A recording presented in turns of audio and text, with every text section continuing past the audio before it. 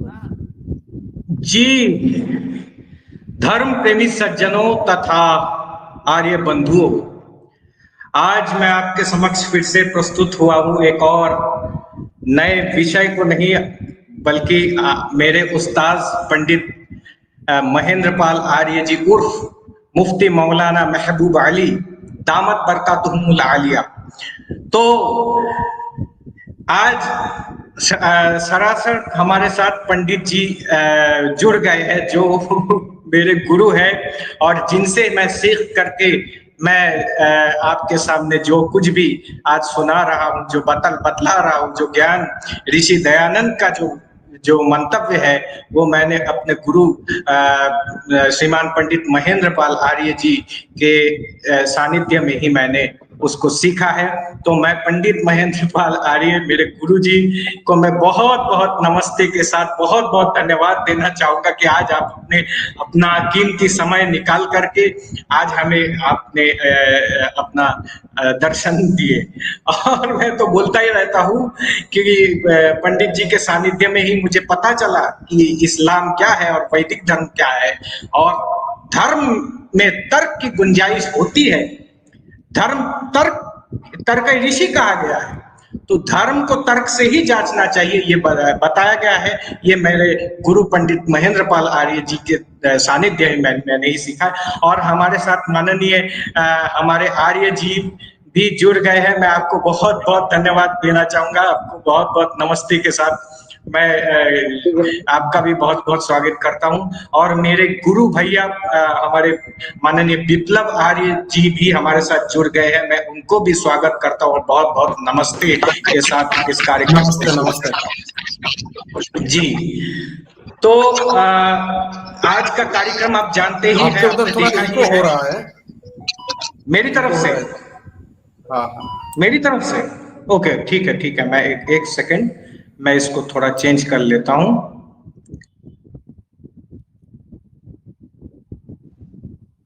अब सही है? इको आ रहा है ना? अब सही है। जी जी।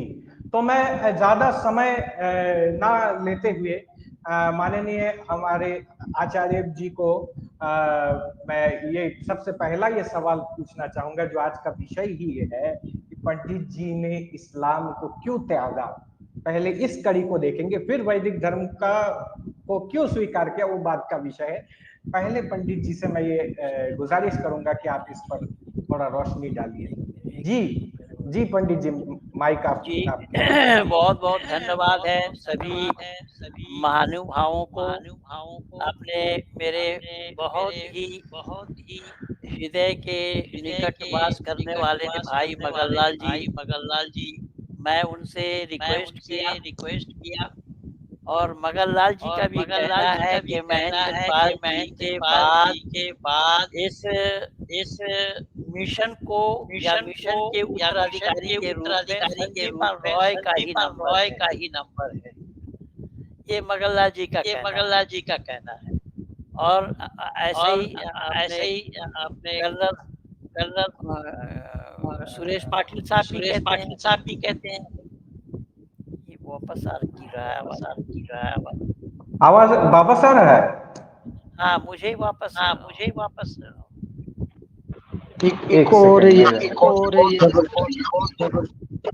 अब सही है? एक बार आप बात की तो मैं समझ नहीं पाया। हाँ, आप ठीक है? अब ठीक है? हाँ बस ठीक। आपका बहुत बहुत धन्यवाद है, शुक्रिया है। अपने इस पैनल में जुड़े माननीय प्रोफेसर विप्लव मंडल जी, जो आज 20 वर्षों से मेरे साथ जुड़े हुए हैं। परमात्मा की असीम अनुकंपा है। कुरान और हदीसों के बड़ी माहिर हैं। और मैंने एक बार यहाँ तक ऐलान किया, संपूर्ण बंगाल के उलमाए दीन को, एक विप्लव मंडल को हरा दीजिए, मैं भी अपना हार मान लूंगा। तो ये सब बातें हुई हैं। आइए, आपने जो सवाल किया है, मैं आज उसी मुद्दे पर आ रहा हूँ। कुछ लोगों का ख्याल और विचार ये है कि महेंद्र पाल जी ने इस्लाम छोड़ा है, पर ये सच्चाई नहीं है। मैंने इस्लाम नहीं छोड़ा, बल्कि इस्लाम ने मुझे छोड़ा। और उसका कारण क्या है, वो एक-एक करके मैं थोड़ा बहुत प्रमाण आप लोगों के सामने प्रस्तुत कर रहा हूँ, जिससे कि आप लोग अंदाज़ा लगा लेंगे। आज धरती पर जो लोग जानना चाहते हैं, जान करके मानना चाहते हैं, ऐसे जानकारों के लिए, ऐसे ज्ञानियों के लिए इस्लाम में कोई जगह नहीं है। मैं फिर रिपीट कर रहा हूँ। मैंने कहा कि इस्लाम में ज्ञानियों के लिए, जो कुछ जानना चाहता है कि भेद क्या है, आगे क्या है, इसके बाद क्या है, भेद जो जानना चाहता है, ऐसे लोगों के लिए इस्लाम में कोई गुंजाइश नहीं है। वहाँ कह दिया गया है, कुल्लु मा जाअ बिहि रुसुल मिन इंदिल्लाह। रसूल ने जो बतलाया अल्लाह के तरफ से, उसे बगैर छानबीन किए हुए उसको मान लेना, तस्लीम करना, कबूल करना, स्वीकार करना। और इसको कहा गया इकरार बिल लिसान, तस्दीक बिल कल्ब। जुबान से इकरार करना और दिल से तस्दीक करना। तो ईमान के दायरे में ही ये सब आ जाता है। ईमान के दायरे में ही ये बांध दिया गया कि आमन्तु बिल्लाहि व मलाइकतिही व कुतुबिही व रुसुलिही वल यौमिल आखिर वल क़द्रि खैरिही व शर्रिही मिनल्लाहि तआला वल बाअस बादल मौत। ईमान लाता हूँ मैं अल्लाह पर और मलाइका पर, फरिश्तों पर, और उनकी किताबों पर, उनके रसूलों पर। जबकि किताब भी 4 है, रसूल भी 4 है। जिन पैगंबरों पर अल्लाह ताला ने किताबें नाजिल की, उनको पैगंबर कम रसूल कहा जाता है। ऐसे रसूलों पर, वल यौमिल आखिर, और आखिरत के दिन पर। अच्छे बुरे का किस्मत को अल्लाह ने बनाया है। मौत के बाद जन्नत में और जहन्नुम में जाना है, इसको बगैर चूचरा किए हुए मान लेना, तस्लीम करना, कबूल करना, स्वीकार करने का नाम ईमान है। अब जो ईमान नहीं लाए हैं, तो ईमान का विलोप शब्द लगा सकते हैं आप। अब यहाँ मेरे मन में सवाल यह आया कि अल्लाह को मानना ये तो ठीक है, और मानव मात्र को चाहिए ईश्वर को मानना, ईश्वर के खुशनुदी को प्राप्त करना। लेकिन इस्लाम में सिर्फ अल्लाह को मानने से बात नहीं बनेगी। मेरा सवाल ये है कि वातिउल्लाह वातिउर रसूल, इताअत करो मेरी और मेरी रसूल की। कुल इन कुंतुम तुहिब्बूनल्लाह फत्तबिऊनी युहिब्बुकुमुल्लाहु व यगफिर लकुम ज़ुनूबकुम वल्लाहु गफूरुर रहीम। कुरान भरा पड़ा है। क्या अल्लाह को कोई पाना चाहता है, तो अल्लाह के हबीब को पहले पाना पड़ेगा। उसके बगैर अल्लाह का पाया जाना संभव नहीं है। केवल इतना ही नहीं, अल्लाह ने यहाँ तक कहा कि वमन यब्तगी गैरल इस्लाम दीनन, यानी इस्लाम को छोड़कर किसी और दीन को मानते हो, तो हमारे पास कोई गुंजाइश नहीं है। मैंने सवाल उठाया कि अल्लाह को मानना ये तो मानव का काम है, मानव के लिए ज़रूरी है। जो दुनिया बनाने वाला है उसको जाने, उसकी खुशनुदी को हासिल करे, उसकी इबादत करे खुशू और खुजू के साथ। लेकिन अल्लाह के साथ साथ रसूल को मानना ज़रूरी क्यों है? और रसूल के बगैर अल्लाह का पाया जाना संभव नहीं है। मेरे मन में ये सवाल आया। मैंने उलमाए दीन से, और ये मैं परमात्मा की असीम अनुकंपा बताऊंगा, मैं एक फोटो दिखाता हूँ हमारे एक सहपाठी का। पिछले दिन इनके ऊपर मैं वीडियो बनाया था। ये साहब हैं कारी फजलुर रहमान साहब। कारी फजलुर रहमान साहब, इनका पैतृक घर है एडन हॉस्पिटल रोड में, कलकत्ता मेडिकल कॉलेज के पास ही, उसके दक्षिण दिशा वाले गली में। अब इन्होंने कहीं और बना लिया होगा तो मुझे मालूम नहीं। हम साथ पढ़ते रहे। इनके वालिद साहब का नाम है कारी अब्दुल कवी साहब। मैं इनके ऊपर वीडियो बनाया हूँ, आप लोगों को दिया हूँ। मैं यहाँ केवल दिखाने के लिए बोल रहा हूँ कि ये मेरे सहपाठी रहे। हमने साथ हिफ्ज किया। इनका छोटा भाई था एक, फजलुर रहमान जिनका नाम था, वो उस समय नाजरा पढ़ता था। इनकी एक बहन थी ताहिरा, वो भी हमारे साथ पढ़ती थी। हिफ्ज है, वो भी हिफ्ज किया है।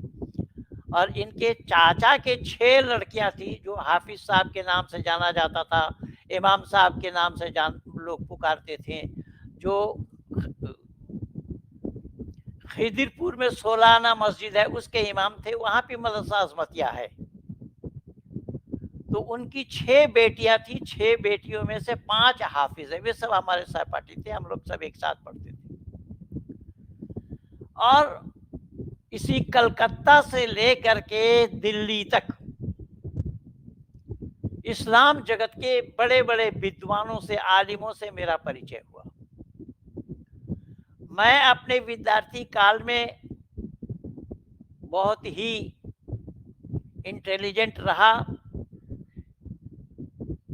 गृहस्थी में आए। गृहस्थी में आने के बाद भी जब मैं दिल्ली गया तो दिल्ली में जाने के बाद फिर मैंने दिल्ली से ही दिल्ली में रहकर अपनी पढ़ाई पूरी की।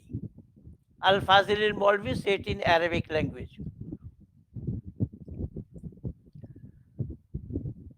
मदरसा सहारनपुर, जो सहारनपुर में है मदरसा,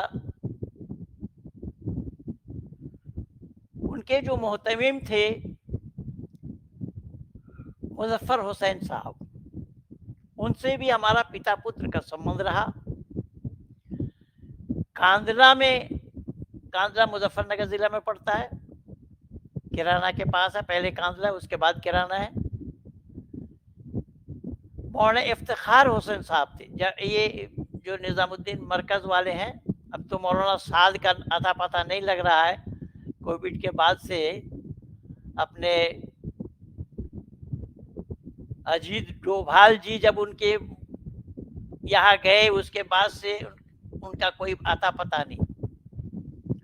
जबकि कोविड के समय में बहुत उजम मचा रहे थे कि यहाँ मस्जिद में आओ, किसी को कोई बीमारी नहीं होगी, क्या होगा क्या होगा, ये सब।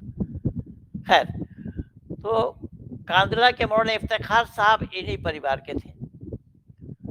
मैं दारुल उलूम देवबंद के ही मोतकद से मैं ताल्लुक़ रखा। मैंने एक दिन ये बोला भी मौलाना अरशद मदनी साहब को कि मैं आपका ही शागिर्द हूँ। तो अब याद नहीं होगा उन लोगों को। खैर, तो मैंने इस तरीके से 25 जगह मुस्लिम इंस्टीट्यूटों में जो मेरे मन में बात आई, सवाल आया, उन सवालों को लिख करके भेजा। और उसके ऊपर में लिखा, उन्जुर इला मा क़ाल वला तंजुर इला मन क़ाला। मैं कौन कह रहा हूं, मुझे न देखे मैं क्या कह रहा हूं, उस पर विचार करें। मैंने 25 जगह रिप्लाई के साथ सवाल भेजा। 7 जगह से मुझे उत्तर मिला। सवाल का उत्तर नहीं था, सवाल का जवाब नहीं था, टरकाव वाला जवाब था। मौलाना आप इस काबिल नहीं कि सवाल का जवाब दिया जाए। किसी ने लिखा आप ईमान से हाथ धो बैठे हैं, किसी ने लिखा आप इस्लाम से खारिज हो गए हैं। जिसके मन में जो आया वो वही बोला, और यहाँ तक लिखा कि सभी सवालों को लेकर के आ जाइए, एक दिन में जवाब दे देंगे। लिखित जवाब तो नहीं दे पाए, बुला करके जवाब दे देंगे। इससे अंदाजा लगा सकते हैं कि वो क्या कहना चाहते हैं। तो मेरे इन सवालों को जब मैं इस्लाम जगत के आलिमों के पास रखा, उलमाए दीन के पास रखा, मुहद्दिसीनों के सामने रखा, और शेखुल हदीसों के सामने रखा, तो तसल्ली बख्श उत्तर मुझे न देकर मुझे ही ये बताया गया है कि तुम ईमान से हाथ धो बैठे हो। संदीपन जी, आप बंगाल के हैं, आपको मैं बंगाल की एक घटना सुनाता हूँ, क्योंकि मेरी प्रारंभिक पढ़ाई जो थी वो बंगाल से थी। मैं रहने वाला कलकत्ता शहर का था। तो बंगाल में एक बहुत बड़े आलिम हुए हैं दक्षिण 24 परगना में, डायमंड हार्बर इलाके में, मौलाना मौला बख्श साहब, जो मदरसा बोर्ड के इंस्पेक्टर भी रहे, जो मुमताजुल मुहद्दिसीन में फर्स्ट क्लास फर्स्ट आए, गोल्ड मेडलिस्ट रहे, और जनरल क्वालिफाइड में एमए पास किया, होम्योपैथिक डॉक्टर भी थे। खैर, तो मैंने अपने मित्र को एक सवाल लिख करके भेजा, जी 7 भाई जो लोग आलिम है, आकड़ा मदरसा में पढ़ाते, तैयब नाम था उसका, हमारा सहपाठी था जब मैं बंगाल में पढ़ा। तो उसके पास सैयद, उसके जो तैयब जी के छोटे भाई थे, तैयब जी से छोटे, वो 7 भाई हैं, और 6 मौलाना है। तो सवाल लिख करके भेजा, तो सवाल वो पहुंचते पहुंचते पहुंचते पहुंचते मौलाना मौला बख्श साहब के पास पहुंच गया। तो उस सवालनामा को देख करके उन्होंने, मेरे बड़े वाले जीजा जी, हम 2 बहन 1 भाई हैं, हमारे बड़े वाले जीजा जी भी उन्हीं के पास पढ़े हैं। तो उन्होंने, मौलाना साहब ने मेरे जीजा जी से कहा, याकूब ये क्या कहना चाहता है, देखो ये लिख करके आया है कागज पर, मैं मिलना चाहता हूं, मेरे पास भेज दो उसको। और वो इलाका मेरा ननसाल है। तो मैं एक दिन पहुंचा उस गांव में, रिश्ता में हमारा एक भांजा लगता है, उसको लिया, और दोनों साइकिल से हम लोग मौलाना साहब के नज़दीक पहुंचे। बड़ा फेमस जगह है नेट्रा, NETRA, डॉक्टर नील रतन सरकार के नाम से जो हॉस्पिटल है सियालदा में, डॉक्टर नील रतन सरकार का वो पैतृक स्थान है। तो उसी स्टेशन के पास ही मौलाना साहब अपना डिस्पेंसरी करते थे। तो मैंने जा करके सलाम किया, उन्होंने जवाब नहीं दिया, और हमारे और सहपाठी 3 उनके पास बैठे थे, वो खारिजी पढ़ाते थे, यानी दौराए हदीस करवाते थे वो, जो मुमताजुल मुहद्दिसीन, अल-फाजिल मौलवी, ऐसे लोगों को वो हदीसें पढ़ाते थे।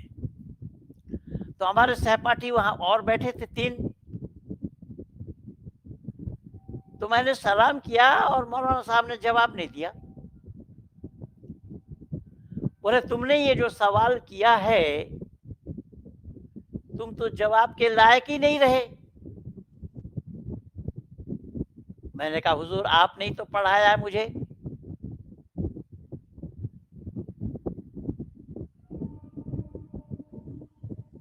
मा असाबक मिन हसनतिन फमिनल्लाह व मा असाबक मिन सय्यआतिन फमिन नफ्सिक व अरसलनाक लिन्नास रसूलन व कफा बिल्लाहि शहीदा। ये तो कुरान में ही अल्लाह ने जिक्र फरमाया है। ऐ इंसान, तुझे जो कोई खुशहाली पेश आती है वो महज अल्लाह की तरफ से है, तुझे जो कोई बदहाली पेश आती है वो तेरे काम के सबब है, गोया अल्लाह काफ़ी है। मैंने कहा हुजूर, आप बता रहे हैं कि हम सलाम के जवाब के कायल नहीं? तो अल्लाह ने यहाँ फरमाया कि जो खुशहाल रहता है वो अल्लाह की मेहरबानी।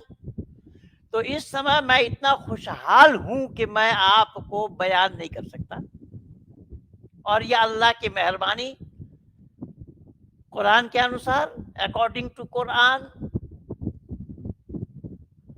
तो हुजूर आप ही बताइए कि मैं ठीक बोल रहा हूं या आप ठीक बोल रहे हैं? और फिर मैंने कहा कि अल फर्क बैनल अब्द वल कुफ्र तर्कुस सलात, ये भी आपका ही पढ़ाया हुआ है कि काफिर में और ईमानदार में फर्क क्या है, कि जो नमाज पढ़ता है वो ईमानदार है, जो नमाज को तर्क करता है वो काफिर है। तो मैंने कहा कि हुजूर, मैं जिम्मेदारी से आपसे ये गुजारिश करूंगा कि आपका जो छोटा भाई है तैयब, वो कभी नमाज पढ़ते उसको मैंने नहीं देखा, और यह हदीस के मुताबिक अल फर्क बैनल अब्द वल कुफ्र तर्कुस सलात, जो नमाज को तर्क करता है वो काफिर है। तो क्या आप अपने भाई तैयब को काफिर कह सकते हैं? चुप रहे, मेरे सवालों का एक भी जवाब नहीं दिया। और इसका गवाह मेरा एक भांजा, मनीरुल इस्लाम नाम है उसका, वो मौजूद था वहाँ, और जो सहपाठी हमारे थे 3 मौजूद थे वहाँ। जब कोई जवाब नहीं दिया तो अंत में वो कहने लगे, ठीक है तुम्हें खोजो, আল্লাহ কানা, খড়া, ল্যাংড়া, लूला, अल्लाह की सेटा तुम्हें खोजो। बंगला भाषा में उन्होंने बोला कि ठीक है, तुम ढूंढो, अल्लाह लंगड़ा है, लूला है, अंधा है, काना है, क्या है, तुम ढूंढो, लेकिन सवालों का जवाब मुझे नहीं दिया। और इस तरीके से मुझे इस्लाम से निकलने के लिए मजबूर किया, या यूं कहिए निकाला गया। मैं स्वेच्छा से इस्लाम को नहीं छोड़ा, मैंने केवल सवाल उठाया, क्या फरमाते उलमाए दीन मसला ज़ैल के बारे में, या मसला ज़ैल में। उलमाए दीन से सवाल करना ही मुझसे गुनाह हो गया। मुझे क्या पता था कि उलमाए दीन के पास इसका जवाब नहीं है मेरे सवालों का। तो इसमें कई बातें हैं मरियम, इसमें आप देखेंगे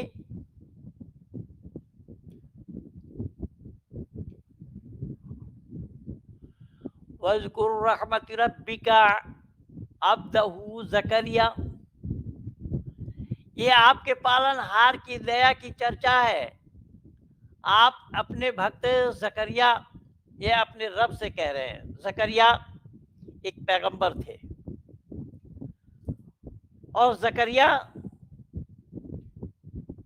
देखिए मेरे मन में जो कुरान पर सवाल आया, इस प्रकार के कई सवाल हैं कि ज़करिया ने अल्लाह से दरियाफ्त किया और अल्लाह से खुफिया तरीके से दुआ मांगा। खुफिया तरीका तो समझ रहे होंगे आप लोग, छुप छुप कर अल्लाह से दुआ मांगा। ज़करिया क्या बोला? क्या ऐ अल्लाह, ऐ मेरे पालनहार, मेरे घर में कोई संतान नहीं है, और दुनिया वालों को मैं ये जानकारी देना चाहता हूँ कि अल्लाह क्या है, अल्लाह क्या काम करते हैं। ज़रा गौर से सुनिए, और ये कलामुल्लाह है जिसको अल्लाह की कलाम मानते हैं लोग। तो जकरिया ने कहा, मैं पूरा पढ़ करके नहीं सुना रहा हूँ, लंबा हो जाएगा। तो जकरिया ने अल्लाह से दुआ मांगी और अल्लाह से कहा कि अल्लाह, मेरे घर में कोई औलाद नहीं है, तो आप हमें एक फर्जंद दीजिए, एक औलाद दीजिए। और यहां तक कहा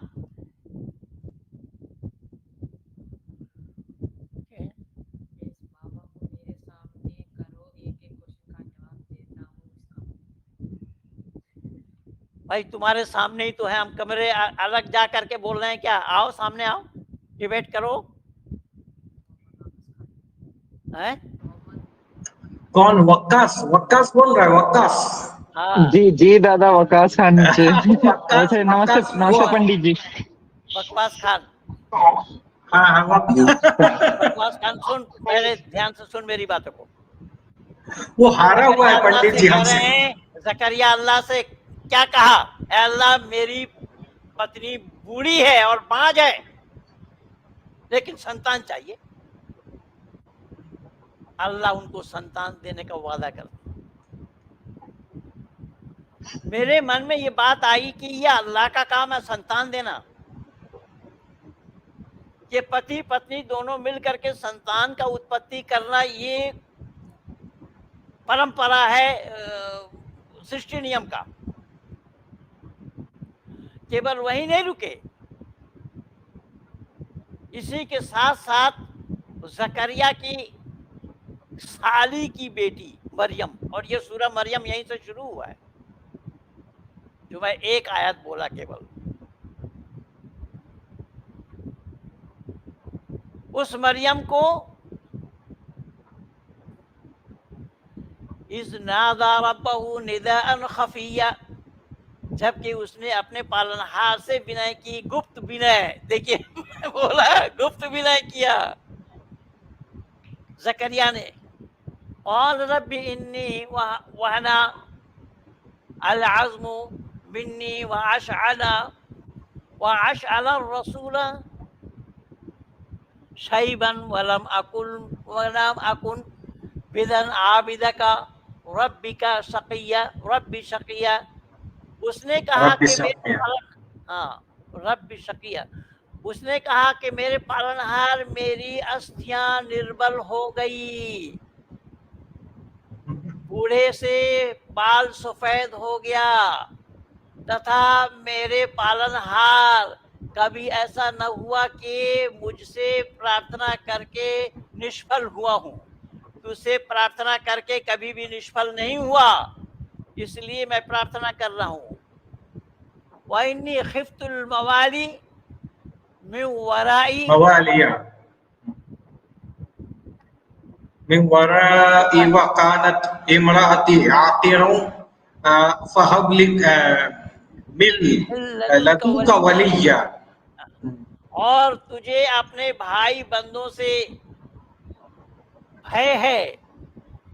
और क्या है कि मुझे अपने भाई बंदों से भय है कि अपने मेरे मरने के पश्चात मेरी पत्नी बांझ है, अतः मुझे अपनी और अपनी संपत्ति, अपने अधिकार से वो हमें वंचित ना कर दे। अल्लाह ने दुआ कबूल कर ली, अल्लाह ने दुआ कबूल कर ली। और यहाँ ये बात स्पष्ट हो गया, बांझ है, मेरी पत्नी बांझ है, बूढ़ी है। लेकिन मैं पूछना चाहता हूँ इस बकवास से कि बांझ किसको कहा गया? अल्लाह को पूछ कर क्या एक बांझ का उत्तर दे दे। बांझ किसको बोला गया है? बांझ दुनिया में लोग उसे कहते हैं कि जो महिला कभी संतान उत्पन्न न कर सके, जो महिला कभी संतान जन्म ना दे सके, उसका नाम बांझ है। लेकिन अल्लाह को पता नहीं कि बांझ महिला को भी दे रहा है। और एक नहीं, वो इब्राहिम के साथ भी ऐसा ही हुआ। ईसा के साथ हुआ पंडित जी? नहीं, इब्राहिम के साथ हुआ था। ईसा का तो प्रकरण दूसरा। ईसा के साथ भी तो बड़ी लंबी कहानी है, वो आ रहा हूँ मैं, आहिस्ता आहिस्ता आऊंगा, समय दीजिए थोड़ा। जी जी। यानी बांझ महिला, इब्राहिम की पत्नी सारा बीबी भी बांझ महिला थी। मैं यहाँ बाज की चर्चा कर रहा हूँ। जी जी जी। और वो भी बूढ़ी थी। जब फरिश्ते वहां लूत के कौम को तबाह करने के लिए इब्राहिम के घर पहुंचे, तो फरिश्तों को देख करके इब्राहिम ने एक बछड़ा ज़बह किया उनके मेहमान नवाजी के लिए। उस गोश्त को बनाया, जब खाना परोसा तब उन लोगों ने कहा कि हम लोग तो फरिश्ते हैं, हमें खाने की जरूरत नहीं। मैं पूछना चाहता हूं उन अकल के दुश्मनों से कि जब बछड़ा को काटा जा रहा था उस समय अगर कहता तो बछड़े का जान बच गया होता ना? उस समय क्यों नहीं कहा कि हम लोग फरिश्ते हैं, हमें खाने की जरूरत नहीं है? उस समय अगर कह दिया होता तो बछड़े को ज़बह करना नहीं पड़ता। अब वहां से जाते समय सारा बीबी को बोल रहे हैं फरिश्ते कि तुम्हारे पेट में बच्चा होने वाला है। सारा बीबी कह रही है कि मैं बांझ हूं, मैं बूढ़ी हूं, मेरे खाविंद भी बूढ़े हैं, मेरे कैसे संतान हो जाएंगे? और संतान होंगे। उसका नाम भी बता दिया, इसहाक। संतान अभी जन्म नहीं लिया, उसका नाम इसहाक बता दिया। और उस इसहाक के जन्म घर में भी एक जन्म लेगा, याकूब नाम होगा। ये सब किंवदंती है कुरान का। ये है किस्सा। नहनु नकुस्सु अलैका अहसनल क़सस बिमा औहैना इलैका हाज़ल कुरआन व इन कुन्त मिन क़ब्लिही लमिनल गाफ़िलीन। ये सूरह यूसुफ में बताया। और यूसुफ वाली घटना तो और भी मजेदार है।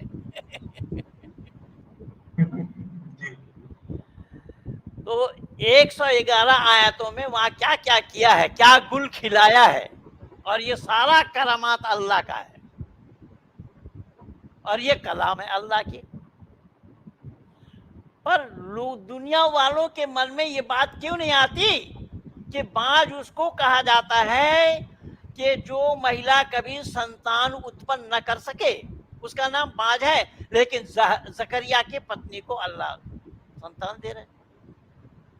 और वहीं पर मरियम को भी कुमारी अवस्था में, अब देखिए कुमारी अवस्था में, वल्लती अहसनत फरजहा फनफखना फीहा मिन रूहिना वजअलनाहा वब्नाहा आयतल लिल आलमीन।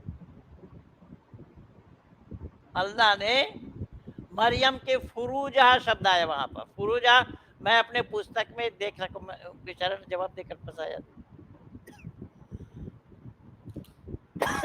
मैं अपने पुस्तक में फिगर उठा करके दिया हूं। बेचारे ने जवाब देकर फंसाया इस्लाम को। फुरूजहा का फिगर उठा करके दिया हूं डिक्शनरी से कि यहाँ क्या क्या बोला है। ये सारा प्रमाण पा जाएंगे इसमें।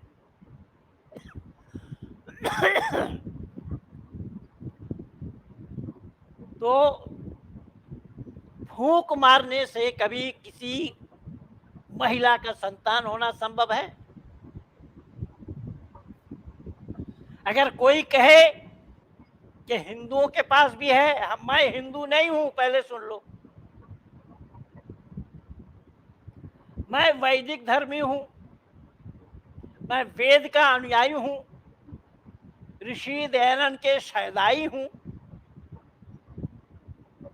ऋषि दयानंद के मंतव्यों का जानकार हूं,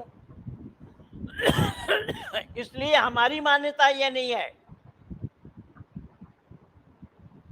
तो मरियम को संतान दे दिया, और उस संतान को पालने पोसने के लिए इसी जकरिया के घर में आए। वहां जकरिया मरियम के मौसा थे।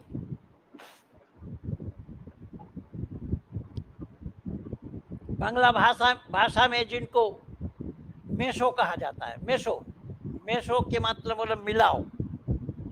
अब वो कह रहा है मैं मिलूंगा नहीं, फिर भी ये लोग कह रहे हैं मेसो, और कह रहे मैं मिलूंगा नहीं। और ये कहते जा रहे हैं मेसो। तो ये मौसा वो बांग्ला भाषा में बोला जाता है, वो मैं बोल दिया। जकरिया ने देखा कि मरियम के पास खाने का सामान है। जकरिया ने पूछा, है मरियम, तेरे पास ये खाना कैसे आया, कैसे कैसे कहां से मिला तुझे? अब मरियम बोल रही है, कुरान बोल रहा है कि अल्लाह ने आसमान से भेजा। मैं दुनिया वालों से पूछता हूं, क्या अल्लाह ताला का 5 स्टार होटल है या हयात होटल है, जो अभी 18 दलों के लोग मीटिंग करने गए थे मुंबई में? वहां भिंडी का दाम बताया जा रहा है कि भिंडी महंगी है, वो भी लालू प्रसाद यादव, ये सब बधिर भाषा में दूरदर्शन में दिखाया गया है। भिंडी का भाव बता रहा है और उस हयात होटल का बिल देख लीजिए। ये देश का भला करे। जी जी जी। तो कहने का तात्पर्य ये है कि अल्लाह ने केवल मरियम को ही खाना नहीं भेजा, खाना तो ईसा को भी भेजा है। ईसा के लोगों ने जब कहा, ये कुरान मौजूद है, ये कुरान मैं आज दिखा देता हूँ, गुटका, पर वो खाने वाला गुटका मत समझिएगा, ये खाने वाला गुटका नहीं है, ये पढ़ने वाला गुटका है। पूरी कुरान है और हमारी हिफ्ज करते समय इसे अमल में लाया जाता रहा। खैर, तो मैंने निवेदन किया कि ईसा को भी खाना भेजा। ईसा के लोगों ने जब कहा कि हमें भूख लगी, हमें खाना चाहिए, आप अल्लाह से दस्तरखान मंगवाओ, और ऊपर से आसमान से दस्तरखान लग करके खाना आया। ये बात अल्लाह की है, ये है कुरान की बातें। कुरान पर अगर कहीं सवाल मैं उठाया हूं, तो सवाल उठाने के लिए मेरे पास केवल एक ही हथियार है, जिसका नाम है सत्यार्थ प्रकाश। इसके मुसन्निफ महर्षि देव दयानंद हैं। ये सत्यार्थ प्रकाश उर्दू वाली अगर मुझे न मिली होती तो आप लोग भी मुझे नहीं पाते, मैं दावा के साथ कह रहा हूं, क्योंकि उस समय मैं हिंदी का हा नहीं जानता था। हिंदी मैं बचपन से पढ़ा ही नहीं था, उर्दू, अरबी, फारसी, बंगला, अंग्रेजी ये सब पढ़े। इसी उर्दू वाली सत्यार्थ प्रकाश पढ़ने के बाद, इसमें देखिए, ये 14 समुल्लास में फुट नोट में कुरान की हूबहू आयतें दी हुई है। मेरे दिमाग में इन्होंने सवाल पैदा किया और इसको पढ़ने के बाद ही मैं लिख लिख करके भेजा 1983 में। तो 1983 में मैं मौलवी की हालात में रामलीला मैदान में आर्य समाजियों का एक कार्यक्रम हुआ, और वो कार्यक्रम था अग्निवेश ग्रुप का, ग्रुप वालों का। प्रोफेसर राम विचार जो बहादुरगढ़ हरियाणा में रहते रहे, उनका वक्तव्य सुना, या अय्युहन नबी जिहादल कुफ्फार वल मुनाफिकून वगलुद अलैहिम। उन्होंने कुरान पढ़कर सुनाया। और ये प्रोफेसर राम विचार जी के लिए मैं बता देता हूं, आज कुछ तो ऐसे हैं जाहिल अपढ़, जो लोग महेंद्र पाल के लिए ये कह रहा है कि महेंद्र पाल कुरान का पंडित है, कुरान आर्य समाज के मंच पे कुरान सुनने में तुम्हें शर्म नहीं आती, ये बोल रहा है, जो कुरान का कोई जानता नहीं है। प्रोफेसर राम विचार 1983 में मुझे यह आयत पढ़ करके सुनाया मंच से, मैं तो नीचे था। या अय्युहन नबी जिहादल कुफ्फार वल मुनाफिकून वगलुद अलैहिम। क्या नबी तुम्हें ताकीद करते मुनाफिक और काफिरों के खिलाफ लड़ो। उस कार्यक्रम में चौधरी चरण सिंह जी भी थे। चौधरी चरण सिंह जी 1.5 घंटा बोले, खड़े खड़े बोले। उन दिनों में मैं उनको देखा, मैं 3 प्रोग्राम में रहा उनके साथ। तो प्रोफेसर साहब जब नीचे आए, मैंने उनसे सवाल किया कि साहब आप कुरान कैसे सीखा। उस समय मैं था मौलवी की हालत में, मैं इमाम के हालात में ही मैं गया था। गुरुकुल इंद्रप्रस्थ में हमारे मित्र कृष्णपाल सिंह जी ने मुझे दावत दी थी। ये सत्या प्रकाश उनके माध्यम से मिला था, या उन्होंने जब मेरे विचारों को सुना वो मुझे गुरुकुल इंद्रप्रस्थ बुलाए। तो गुरुकुल इंद्रप्रस्थ में आने के बाद वो कार्यक्रम चल रहा था, नवंबर का महीना था, नवंबर के प्रथम सप्ताह द्वितीय सप्ताह में वो कार्यक्रम था। तो प्रोफेसर राम विचार जी से जब मैंने ये सवाल किया कि साहब, प्रोफेसर साहब आप बराए मेहरबानी ये बताइए कि आप कहाँ से कुरान सीखे, और मैं आज इन तथाकथित आर्य समाजी जिनको मैं रट्टू तोता कह रखा हूँ, उन्हें भी ये बात ध्यान में रखना चाहिए। वो प्रोफेसर राम विचार जी जब पाकिस्तान में थे तो भागे नहीं थे, उन्होंने इस्लाम कबूल कर ली थी, इस्लाम स्वीकार कर लिया था। कई वर्ष तक इस्लाम में बने रहे। जब फिर पाकिस्तान से वापस आए फिर राम विचार बने। इन आर्य समाज का इतिहास इन जाहिलों को थोड़ा ही पता है।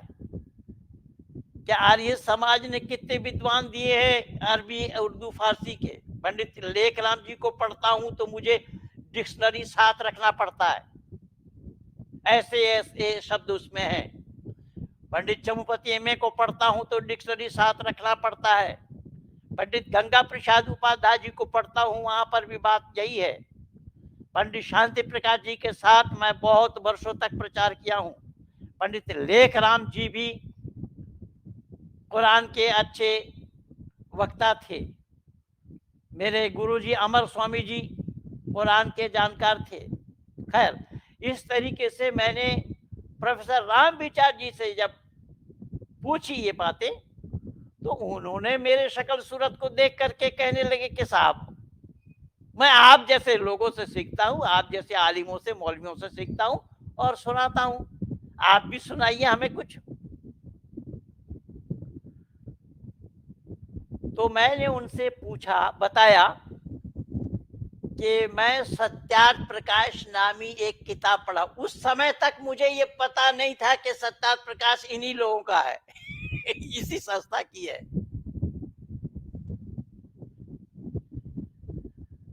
मैंने कहा कि सत्यार्थ प्रकाश मैं पढ़ा हूं और उसमें मेरे मन में कुछ सवाल आ रहे हैं उसको पढ़ने के बाद। तो उन्होंने बोला आप सही जगह पे पहुंच गए आज भी एक मुसलमान का फोन आया था मेरे पास, आज अभी लगा नहीं रहा हूं। वो भी कह रहा है कि मेरे सवाल दिमाग में आए और मैं भी चाहता हूं इस्लाम त्याग दूं। और ऐसे ही अनेक है, एक दो नहीं, ऐसे अनेक है। अनेक लोग मेरे साथ हैं जिन्होंने इस्लाम त्याग दिया है, मुझे सुन सुन करके तैयारी की अपनी।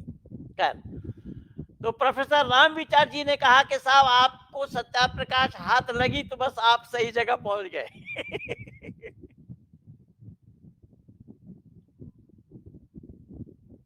हमारी संस्था की वो किताब है।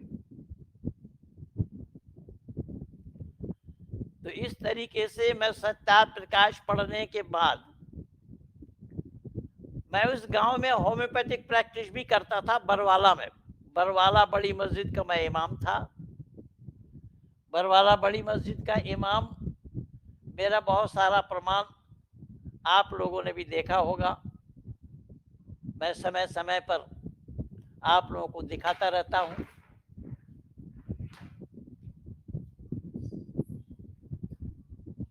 और ये नसोली बरवाला कहिए, बावली बरवाला कहिए, बावली सबसे बड़ा गांव है उत्तर प्रदेश का, पूरा जाटों का गांव है। जाट लोग लोगों का ही निवास स्थल है। उस गांव में मदरसा, मुसलमान भी हैं, उस गांव में मदरसा है। वो मदरसा वाले भी मुझे हर मीटिंग में बुलाते थे, बुलाते रहे हैं, वो सब प्रमाण मेरे पास मौजूद है। खैर, तो उसी नसोली के ही हैं डॉक्टर सतपाल सिंह, जो कमिश्नर थे पहले, अब बागपत जिला के जो MP हैं, उनका गांव नसोली है, मेहता बरवाला। नसोली और बरवाला दोनों एक नाम से ही पुकारा जाता है। तो जब मैंने ये सब वहां रहते हुए सवाल किया, देखिए ये मैं आप लोगों को दिखाई देता हूं।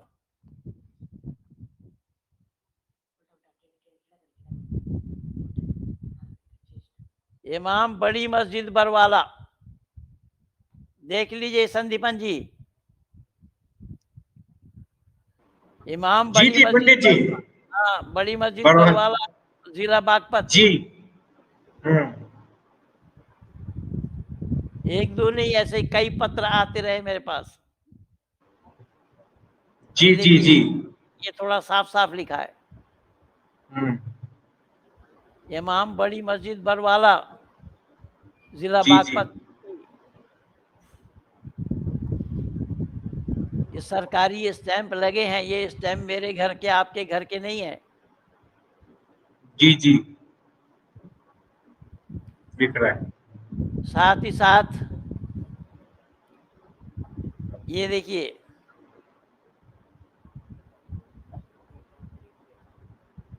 मैं खड़ा बोल रहा हूं माइक में।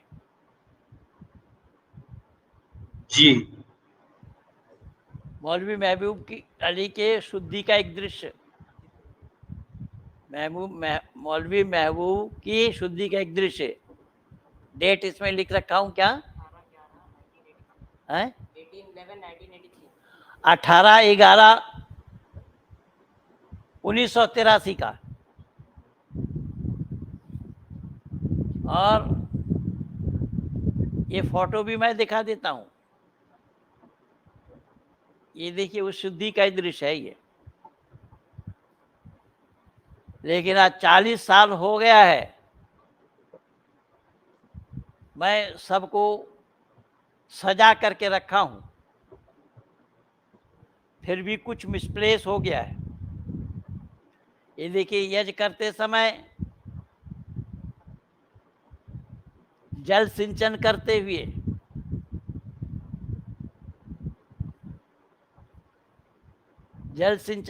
हुए, ये देख रहे हैं। यहाँ ये जो दाढ़ी वाला देख रहे हैं, इनका नाम है धर्मवीर जी, या अभी भी जीवित हैं। धर्मवीर जी नाम है इनका। ये राजस्थान बहरोड के रहने वाले हैं और हमारे गुरुकुल इंद्रप्रस्थ के ये मंत्री रहे। इन्होंने ये उर्दू वाली सत्यार्थ प्रकाश मुझे दी थी। साथ ही साथ एक और फोटो ये भी देखिए, ये उसी दृश्य का ही है, गुरुकुल इंद्रप्रस्थ का। जब मैं इसी गांव में, जिस गांव में मैं इमाम था, उसी गांव के इंटर कॉलेज में ये कार्यक्रम हुआ और हजारों नर नारियों के बीच में मैंने ये उपनयन धारण किया। और मैं अपने पहला वक्तव्य में ये कहा कि मैं धर्म नहीं बदल रहा हूं, धर्म मनुष्य मात्र का एक है, धर्म का बदला जाना संभव नहीं है, मैं समाज बदल रहा हूं।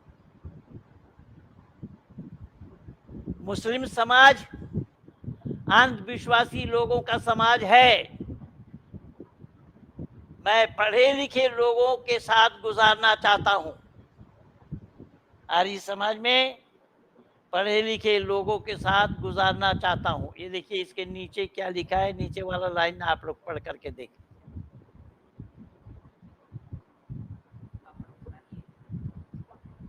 मुझे थोड़ा और पास कर दीजिए, थोड़ा और पास कर दीजिए।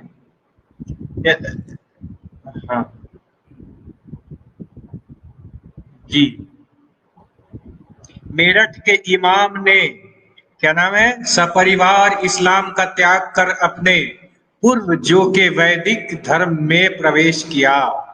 चित्र में शुद्धि के पश्चात महेंद्र पाल सिंह नाम ग्रहण करके ये इस पर उपस्थित जनता, थोड़ा ऊपर कीजिए, थोड़ा सा ऊपर, हाँ, हाँ, और जनता को संबोधित कर रहे हैं। हाँ, वही खड़ा ये खड़ा खड़ा बताएं। कर। इसमें स्वामी शक्तिवेश जी हैं और कई सन्यासी यहाँ बैठे हैं। मैं कोई बना करके नहीं बोल रहा हूँ, ना मैं बना करके बोला हूँ अब तक। मेरा सारा प्रैक्टिकल किया हुआ काम है, खुली किताब है। मैं जो कुछ भी हूँ सबके सामने हूँ।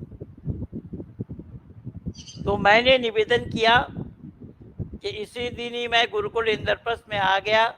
गुरुकुल इंद्रप्रस्थ में रहने लगे अपने बच्चों के साथ। गुरुकुल इंद्रप्रस्थ में मैं हिंदी अक्षर बना बना करके आ ई ऊ सीखा। हमारे एक मित्र थे प्रतापगढ़ जिला के रहने वाले, यूपी के, जिनका नाम है राधेश्याम त्रिपाठी। कुंडा के पास के गांव का एक रहने वाला है। राधेश्याम त्रिपाठी ने मुझे हिंदी सीखने में सहायता की। हिंदी और संस्कृत मैं इधर आकर के सीखा हूँ। मेरे परिवार में कभी कोई हिंदी पढ़ा ही नहीं, संस्कृत तो दूर की बात। तो ये मैं अपनी बात, अपनी घटना इस तरीके से बोला हूँ। मैं जो सवाल उठाया कुरान पर, उन सवालों का जवाब इन लोगों के पास नहीं है। ये जनाब जो कह रहे हैं हिंदुइज्म एंड इस्लाम, इसको मैं घेरा 2003 से लेकर के ये 2004 के 1 जनवरी में एक सेमिनार किया था आज़ाद पार्क बम्बई में। उसमें मुझे बुलाया था, निमंत्रण दिया बाकायदा। मैं उन दिनों में पहाड़गंज आर्य समाज में एक पत्रिका निकलती थी, जिस पत्रिका का मैं संपादक था। ऋषि सिद्धांत रक्षक पत्रिका का नाम था। खैर ये बहुत बाद में आया ये। तो मैंने कहने का तात्पर्य ये है कि मैंने संपूर्ण इस्लाम जगत को, इस्लाम जगत के विद्वानों को टटोलने का प्रयास किया, उनसे जानने का प्रयास किया कि सवालों का जवाब क्यों नहीं है। मेरे सवालों का जवाब आज तक न दे पाए और ना देना संभव है। मैं कयामत तक समय दे रखा हूं। मेरा सवालनामा में यही लिखा, इस्लाम जगत के विद्वानों से कतिपय प्रश्न सही जवाब मिलने पर इस्लाम स्वीकार। जब ये सवाल का जवाब नहीं दे पाए, मुशफिक सुल्तान ने उल्टा और सवाल कर दिया। उस मुशफिक सुल्तान को मैं ये लिखा, बेचारे ने जवाब देकर फंसाया इस्लाम को। जैसा उदाहरण के रूप में कुरान गवाह है, कुरान साक्षी है। अल्लाह ताला ने हजरत आदम को बड़े अरमान से बनाया और आदम के मल लगने के लिए अल्लाह ने आदम से आदम पत्नी को बनाया। अब ये जो लोग ये अपने को अक्लमंद कहते हैं, पर अक्लमंद है ये, इसमें कोई संदेह नहीं है। मंद अकल वाले हैं। ये सोचने के लिए तैयार नहीं है कि पुरुष में से स्त्री का बनना क्यों कर संभव होगा, बिना हॉस्पिटल के, बिना दवा दारू के, बिना मलहम पट्टी के, बिना किसी इंस्ट्रूमेंट के। और ये सब काम अल्लाह कर रहे हैं। पता ये लगा कि अल्लाह महिला बनाना नहीं आता अल्लाह को। तो यही कारण बना, जब अल्लाह को महिला बनाना नहीं आता, इसीलिए जन्नत में अल्लाह ने महिलाओं को कोई स्थान नहीं दिया है। यानी जन्नत में तो जाएंगे, लेकिन हूर गिल्मा ये तो सब पुरुषों को मिलेगा। अदाई का अनाबम व कवाई व तुराबम व कातन दियाका, ला यस्माऊना फीहा लगवन वला किज़्ज़ाबा, ये सब हैं। व अज़वाजुम फी ज़िलालिम अलल आराइक मुत्तकिऊन लहुम फीहा फाकिहतुन व लहुम मा यदऊन, ये सब है कुरान में। लेकिन औरतों के लिए कोई बशारत अल्लाह की दी हुई नहीं है। तो आदम से आदम पत्नी को बना दिया, और भी बाया पसली की हड्डी से। और इस्लाम वाले मानते हैं दाया पसली के बजाय बाया पसली की एक हड्डी कम है, क्योंकि इसके पत्नी को जोड़ी को बनाया। तो मैं अपने सवाल किया कि जिनके पास 4 पत्नी है, वह खिफ्तुम अल्ला तुक़सितू फिल यतामा फनकिहू मा ताब लकुम मिन निसाइ मसना व सुलसा व रुबा। अगर देखते हो मातृ पितृहीना लड़कियों के साथ सुविचार नहीं कर पाएंगे, अपने पसंद के मुताबिक निकाह करो, 2-2, 3-3, 4-4। और जिनके पास 4 पत्नी है, उनकी हड्डी कितनी कम है, कितना कम होना चाहिए, ये दुनिया वाले पूछेंगे कि नहीं।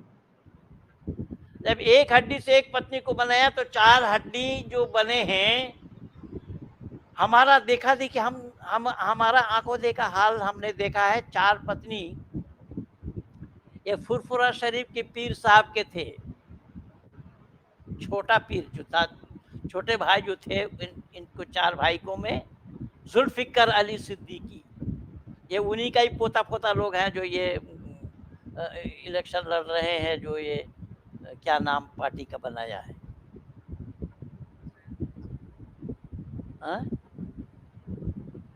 खैर। तो उनकी 4 पत्नियां थीं।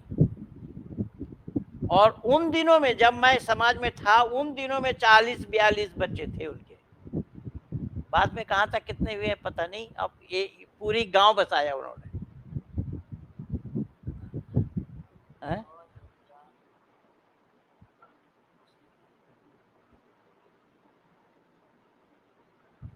ऑल इंडिया मजलिसे इत्तेहादुल मुस्लिमीन नहीं, ये तो ऑल इंडिया मस्जिद इत्तेहादुल मुस्लिमीन तो उनका है, असदुद्दीन ओवैसी का। खैर, किसी का ओवैसी हो चाहे ये वैसी हो, वैसी तो वैसी है, चाहे ये हो चाहे वो हो, इन लोगों के पास जवाब नहीं है। तो कहने का सेकुलर फ्रंट पंडित जी, सेकुलर फ्रंट, सेकुलर फ्रंट। अच्छा, सेकुलर फ्रंट। ये सीपीएम वालों के साथ मिल करके बनाया होगा ना, इनका कॉम्बाइंड है, समर्थन है, पता नहीं खैर कुछ भी हो, कैसा भी हो। तो मैं बोल रहा हूँ कि मेरा आंखों देखा हाल मैं यहाँ देखा हूँ, बंगाल में रहते हुए। फुरफुरा शरीफ के छोटा हुजूर जो थे जुल्फिकर अली सिद्दीकी साहब, उनकी 4 पत्नियां थीं। उन दिनों में 80 के दशक तक, क्योंकि 8 के दशक तक तो संपर्क रहा बंगाल से मेरा, और 80 से 83 तक वहाँ इमामत की मैंने। तो उन दिनों में 40-42 संतान थे उनके। बाद में कितने क्या हुए हैं मुझे मालूम नहीं, खैर कुछ भी हो वो उनका। पर मैं ये बताता हूँ, मैं मूर्खतापूर्ण बातें कह रहा हूँ। ये वही इनाम, ये संदीपन जी, ये वही है, हाँ यही वही है जो यहाँ पे आकर के हारा है इसी चैनल में, ये हार करके जाता है। जवाब जी, बेईमान है और ईमान बता रहा है। मूर्खतापूर्ण बातें मैं कर रहा हूँ, मैं तो प्रमाण दे रहा हूँ, नालायक मूर्ख कहीं का। मैं प्रमाण दे रहा हूँ, पता करके आया वहां से, मैं सही बोल रहा हूँ या झूठ बोल रहा हूँ। पर ये बता, ये बातें अगर सही है तो अल्लाह ने आदम को बिना चीर फाड़ किए हुए, बिना हॉस्पिटल, बिना नर्सिंग होम गए बिना स्त्री को कैसे बना दिया। और कमाल की बात है इसमें, देखिए मैंने सवाल उठाया कि या अय्युहर रूह उदखुल फी हाज़िहिल जसद, या आदम के रूह में, आदम के शरीर में अल्लाह ने रूह फूंकी, लेकिन बिना रूह के हवा कैसे बनी। हाँ, कौन आ रहा है? ईमान आए चाहे इमाम आए, इमाम आए चाहे ईमान आए। यहाँ तो प्रमाण मिल रहा है कि अल्लाह ने आदम के शरीर में, नाक में रूह फूंका था। या अय्युहर रूह उदखुल फी हाज़िहिल जसद, ये पुकार कर, लेकिन हवा में रूह कहाँ से फूकी, कब कैसे फूकी, कहाँ डाला, नाक में या कान में? और बिना रूह के हवा कैसे जिंदा हुई और कैसे वो बनी रही? सवालों के घेरे में है। मैं खाता खोलने नहीं दिया हूं, न दूंगा। इसलिए मैं निवेदन कर रहा हूं, तो अल्लाह ने मना किया आदम को कि जन्नत में खूब घूमो फिरो, जाओ, जहां मर्जी तहां खाओ पियो, सब कुछ करो, लेकिन इस बगीचे के बीच में जो पेड़ लगाए उसका फल मत खाना। उसके फल रहे हैं, और फल खाना मत। काहे का? वो किस चीज का फल था, काहे का? नहीं वो पंडित जी, वो फल खाने की बात तो नहीं आई, लेकिन वहां शर्म कहा खुल गए, ये बात आई है। नहीं, फल खाने के लिए मना किया। जी जी जी। तो मना किया। अब वो शैतान ने जाकर के बहकाया वहां हवा को, और हवा खाई और अपने खाविंद को भी खिला दी। अल्लाह को पता लगा तब। अल्लाह सर्वज्ञ नहीं है। अल्लाह न सर्वज्ञ है न सर्वव्यापक है। आदम जब खा रहा था या हवा खा रही थी, उस समय अल्लाह को पता नहीं लगा। खाने के बाद जब पता लगा अल्लाह आए, तब वो उनको पता लगा कि नंगे हो गए, शर्म का दिखाई दिया, उसके बाद है। तो मैंने मुशफिक सुल्तान से पूछा कि अल्लाह ने आदम को मना किया, आदम को मना करने के बावजूद भी अल्लाह ने उस फल को खाया, क्या अल्लाह का हुक्म अदूली नहीं हुई? तो इसमें मुशफिक सुल्तान ने लिखा है, हाँ, अल्लाह की हुक्म अदूली हुई है। आदम भटक गया था। चंद लम्हा के लिए आदम भटक गए थे।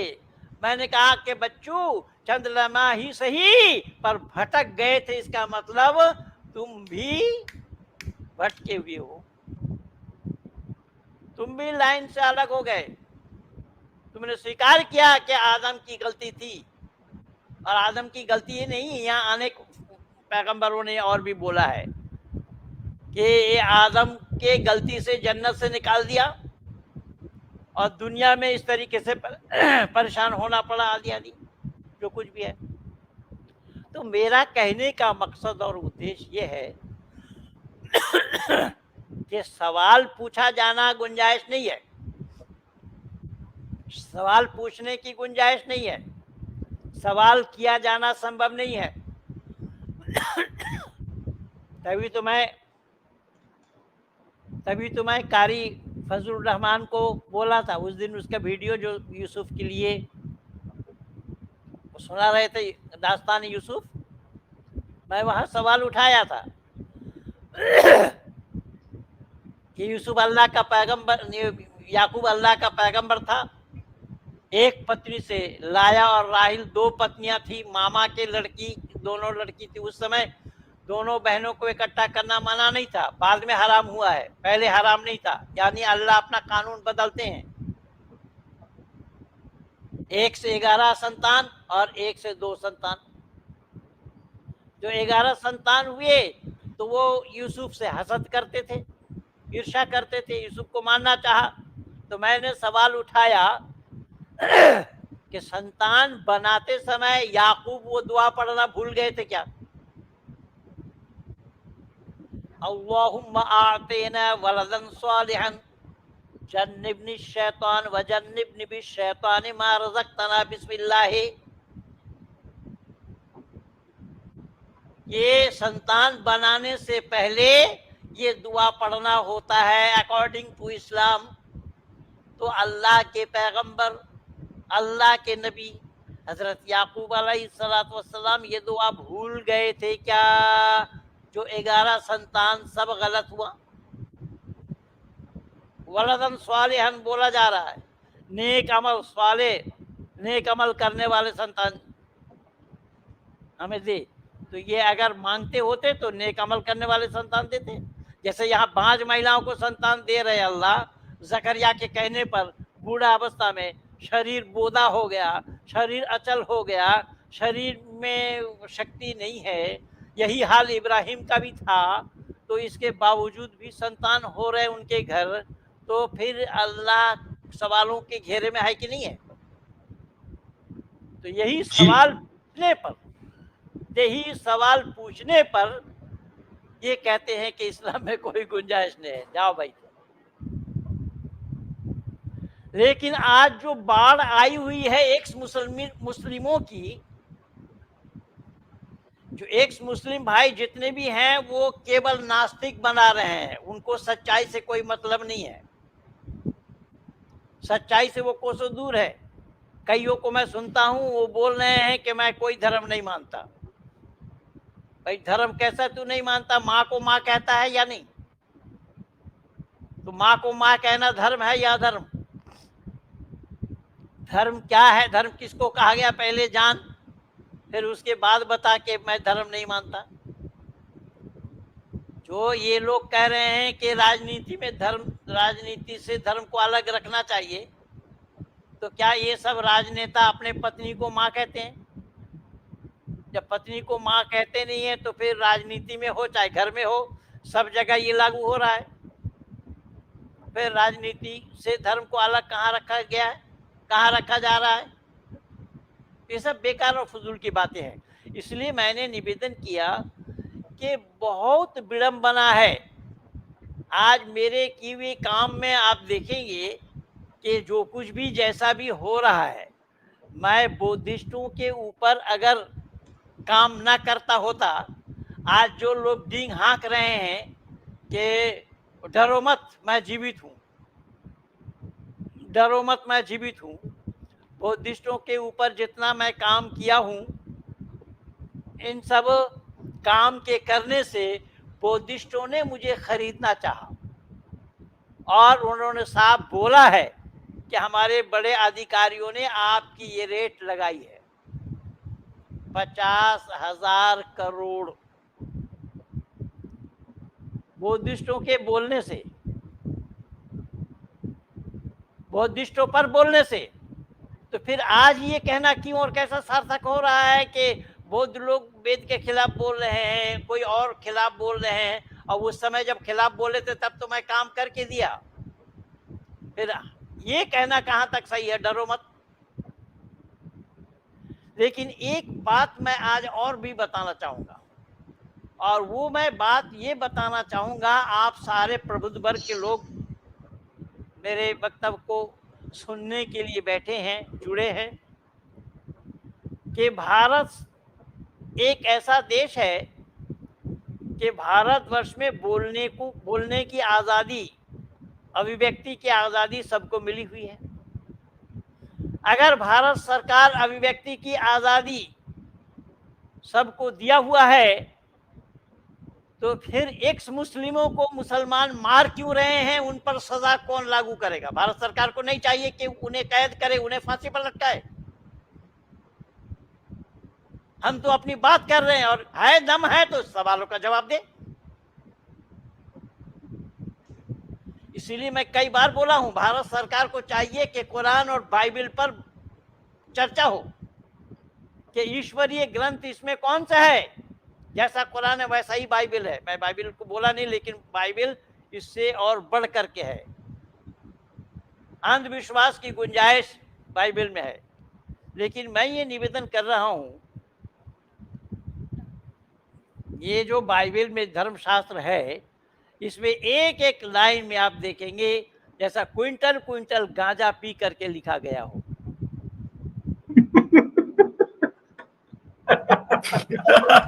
अल्हम्दुलिल्लाह, सत्य वचन पंडित जी, सत्य वचन। जल के ऊपर अंधेरा। और आप लोगों ने देखा होगा, मैं जो पादरी कैरी जो मेरा हाथ जोड़ रहा है, पांव पड़ रहा है, गिड़गिड़ा रहा है, ये सारा वीडियो तो लगा हुआ है। तो जो लोग आज कह रहे हैं कि डरो मत, तो ये सब काम कौन किया था, कब किया था? कितना बड़ा दुर्भाग्य है कि सत्य को स्वीकार किए बिना केवल डिंग अभी एक शास्त्रार्थ के लिए भरत झुंझुनवाला से शास्त्रार्थ करने के लिए उनको बुलाया गया था, लिखित मना किया, नहीं जाएंगे, ये हमारा विषय नहीं है, महेंद्र पाल को ले जाओ। फिर आज ये क्यों डिंग हाँका जा रहा है कि डरो मत, हम जिंदा हैं।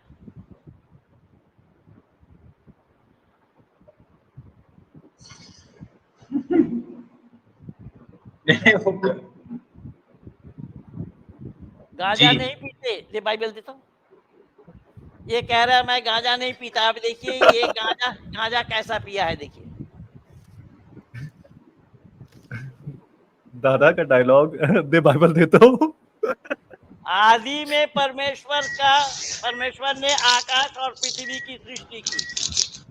गौर से सुनना, गांजा पिया है कि अफीम पिया है या चरस पिया है, ये इस किताब से पता लगेगा। पहला शब्द क्या आया है? पहला शब्द आया है सृष्टि का वर्णन। आदि में परमेश्वर ने आकाश और पृथ्वी की सृष्टि की, और पृथ्वी बेडोल और सुनसान पड़ी थी, और गहरे जल के ऊपर अंधेरा था, तथा परमेश्वर का आत्मा जल पर मंडरा रहा था। तब परमेश्वर ने कहा उजियाला हो जा, तो उजियाला हो गया। और परमेश्वर ने उजियाला को देखा, अच्छा है। और परमेश्वर ने उजियाला को अंधियारा से अलग किया, और परमेश्वर ने उजियाला को दिन, अंधेरा को रात कहा।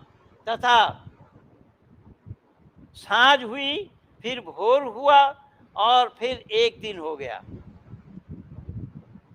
आकाश और पाताल को यहाँ चौथा दिन में बनाया, सूरज को बताया। तो आकाश को तो पहले ही बोल दिया कि आकाश बनाया पहले परमात्मा ने। आकाश को बनाया किस चीज से गया था, जरा वो बोलो। गांजा पिया कि अफीम पिया है, अभी देखा जाएगा। तो इस तरीके से मैं दावा के साथ ये कह रहा हूं, जो आज पादरी गिड़गिड़ा रहा है मेरे सामने, आज पादरी हाथ जोड़ रहा है, पैर पड़ रहा है महेंद्र पाल को, और भारत से लेकर के वेटिकन सिटी तक न मालूम 36-37 पादरियों को मैं वैदिक धर्मी बना चुका हूं अब तक, और कितने ईसाई और मुसलमानों को मैं वैदिक धर्मी बना चुका हूं। ये सारा लेखा जोखा मेरे इंटरनेट पे ही लगा हुआ है, यूट्यूब में पा जाएंगे आप। मैं बना करके नहीं बोल रहा हूँ। जी जी जी जी पंडित जी, मैं कह रहा हूँ कि ये सारा खजाना मेरा डाला हुआ है, लगाया हुआ है। मैं निवेदन कर रहा हूँ कि भारत सरकार को चाहिए कि एक धर्म सांसद बुलाना, जिसमें ये डिंग हाँकने वालों को ये बुलाया जाए कि भाई जरा आओ, इसको सिद्ध करो। और इसे लेकर के PIL डाला था वसीम रिजवी ने, उसके ऊपर उल्टा 50,000 रुपया जुर्माना कर दिया। अब सुप्रीम कोर्ट क्या जानेगा कुरान क्या है, बाइबल क्या है और वेद क्या है? सवाल ही नहीं है। तो कहने का तात्पर्य मेरा ये है कि इस तरीके से उल्टी गंगा बह रही है। जब बोलने की आज़ादी सबको मिली है, अभिव्यक्ति की आज़ादी मिली हुई है, सब लोग कह रहे हैं, तो ये जो बयान मैं दे रहा हूं, इस पर इस्लाम खुंदक क्यों खा रहे हैं? अगर खुंदक खा रहे हैं तो सामने आकर के जवाब दे। मैं अपने आप बैठ जाऊंगा, जवाब अगर मिल जाए तो मैं आपका, और जवाब ना देने की दशा में, ना दे पाने की दशा में आप मेरे सामने क्यों नहीं आ रहे? न मालूम कितना डिबेट अब तक मेरा हो चुका है। मौलाना फारूक खान, जो कि हिंदी का अनुवाद, कुरान का अनुवाद हिंदी में किया है, मौलाना फारूक खान 2004 के 1 अगस्त में खारी बावली आर्य समाज में जिसके साथ मेरा डिबेट हुआ, मैं 4 सवाल किया, एक का भी जवाब नहीं दे पाए। उस समय ये कहने वाले कहाँ थे? डरो मत। उस समय डरो मत कहने वाले कहाँ थे? अब्दुल्ला तारिक के साथ डिबेट, तारिक मुर्तजा के साथ 2007 के 7 मार्च में डिबेट जो कुरान और वेद को दोनों को एक बता रहा है। अब्दुल्ला तारिक के साथ मेरा डिबेट 2008 के 8 फरवरी में, उन दिनों में ये डरो मत कहाँ थे, डरो मत कहने वाले कहाँ थे, कोमा में थे या सो रहे थे। आज एक जो बहुत बड़ा काम मैं आप लोगों को प्रमाण के साथ दे रहा हूं, आप लोगों ने जरूर देखा होगा, ऐसा ही एक नहीं, ऐसे हजारों प्रमाण है मेरे पास। कर्नल सुरेश पाटिल साहब, कर्नल सुरेश पाटिल साहब आज मेरे साथ जुड़े हैं, उनका फोटो भी यहाँ लगा हुआ है। आना था, कोई कारणवश नहीं आ पाए।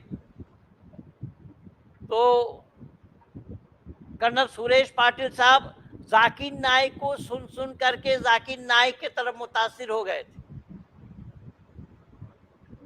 इस्लाम कबूल करने जा रहे थे। जब उन्होंने मुझे देखा, मुझे सुना, तो फिर इस्लाम कबूल करने से बच गए। मैं पूछना चाहता हूं, जो ये कह रहे हैं कि डरो मत, एक काम तो बताओ, एक काम किया हो तो बताओ ना। जो आज ये बोल रहे हैं कि महेंद्रपाल कुरान के सिवा कुछ नहीं जानता है, जितना मैं जानता हूं उतना संदीपन रॉय को भी सिखा दिया हूं। संदीपन रॉय भी कुरान हो या वेद, जो काम मेरे द्वारा छिड़ा हुआ है, मुंबई और गुजरात में मेरे द्वारा मेरी बनाई हुई एक टीम है, जिसमें भाई मगनलाल जी जिस टीम को चला रहे। अच्छा, एक चीज और आज आप लोगों को सुना रहा हूँ, जबकि मेरे देखने में कुछ दिक्कत हो रही है, फिर भी मैं पढ़ने का प्रयास करूंगा। रशीद एरन ने कहा, अच्छा, रशीद एरन से कहा गया कि यदि आप वेद का प्रमाण देना छोड़ दें और उसके स्थान में ये कह दिया करें कि परमात्मा ने मुझे ऐसा कहा है, तो लोगों को श्रद्धा अधिक होगी। अब ऋषि दयानंद इसके जवाब में क्या लिखते हैं, सुनिएगा। ऋषि का उत्तर सोने के अक्षरों में लिखे जाने योग्य है। वो हंसे और कहा, सत्य का प्रचार झूठ से करूं क्या। ये पंडित चमुपति एमए ने लिखा है। आज मेरे मित्र ने हमारे विचार को जब पेज में प्रचारित किया, तो हमारे क्या नाम है इनका, भरत सिंह राठी जी ने ये लिख करके दिया, यार ये विचार पंडित चमुपति एमए के हैं। झूठ के साथ सच समझौता किया है कभी, और झूठ के साथ सच का समझौता करना कभी भी संभव नहीं है। इसीलिए मेरे शब्दकोश में समझौता शब्द ही नहीं रखा हूं मैं। ना समझौतावादी लोगों को होना चाहिए, स्टेट का सत्य बोलना चाहिए। सत्य से ही विद्वानों का रास्ता प्रशस्त होता है। सत्य में विजयते ननितम सत्य न पंतावी तो देवी यादा। हमारे भाई मगनलाल जी, जो मेरी बनाई हुई टीम है, जो चला रहे हैं, भाई मगनलाल जी का ये नंबर देख लीजिए, 7666777443। जिनको वैदिक साहित्य मंगवानी हो, जिनको वैदिक साहित्य चाहिए, इस मोबाइल नंबर पे फोन करिए, अपना एड्रेस पिन कोड सहित लिखिए। हम डाक खर्च अपने तरफ से लगाकर आपको वैदिक साहित्य भेज देंगे आपके घर पे। तो कहने का तात्पर्य मेरा ये है। आज का दिखाओ, आज का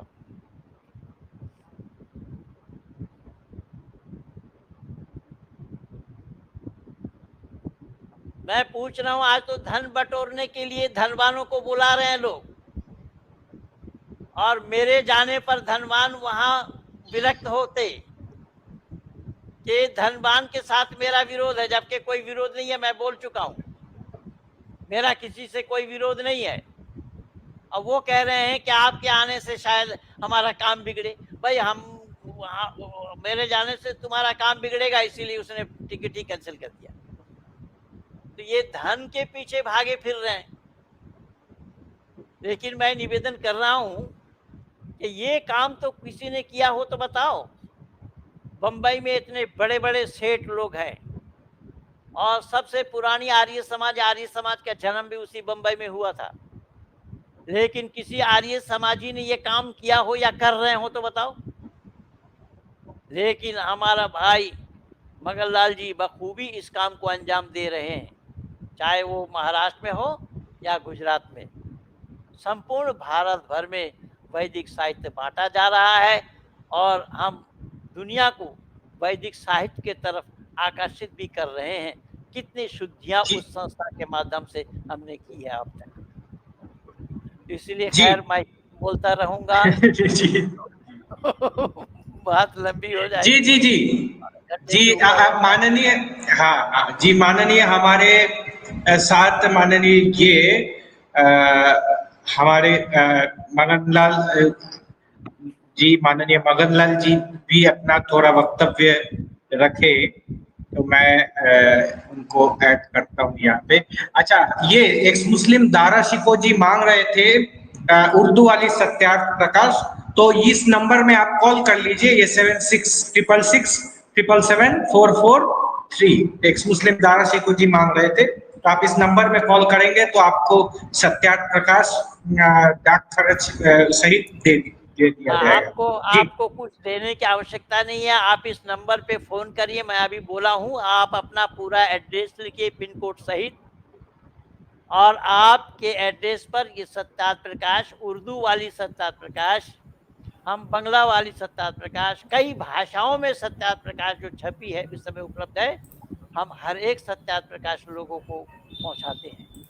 हमारा ये काम देख करके, एक बात मैं आप लोगों को और याद दिला दूं, हमारा यह काम देख करके शिलीगुड़ी आर्य समाज के माननीय प्रधान राजकुमार आर्य जी ने बंगला वाली 100 सत्यार्थ प्रकाश मुझे दान दिया है,